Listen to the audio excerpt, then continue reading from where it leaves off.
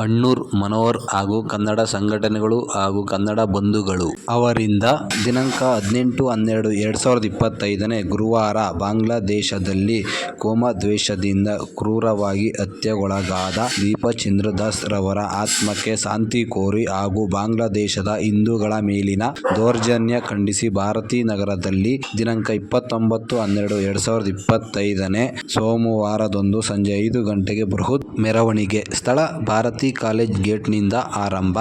ಅಣ್ಣೂರ್ ಮನೋಹರ್ ಹಾಗೂ ಕನ್ನಡ ಸಂಘಟನೆಗಳು ಹಾಗೂ ಕನ್ನಡ ನಾವು ಖಂಡಿಸ್ತೀವಿ ಮತ್ತು ಎಲ್ಲ ಹಿಂದೂಗಳಿಗೂ ಬೆಂಬಲವಾಗಿ ಮತ್ತು ಸರ್ಕಾರಕ್ಕೆ ಎಚ್ಚರಿಕೆ ಹೇಳ್ತೀವಿ.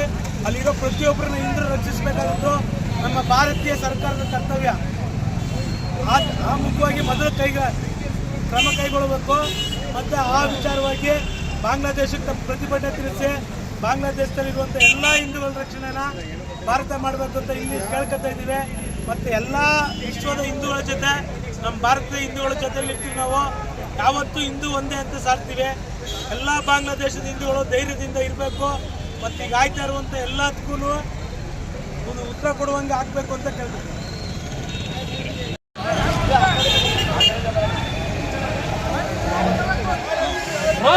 ಮಕ್ಕಳು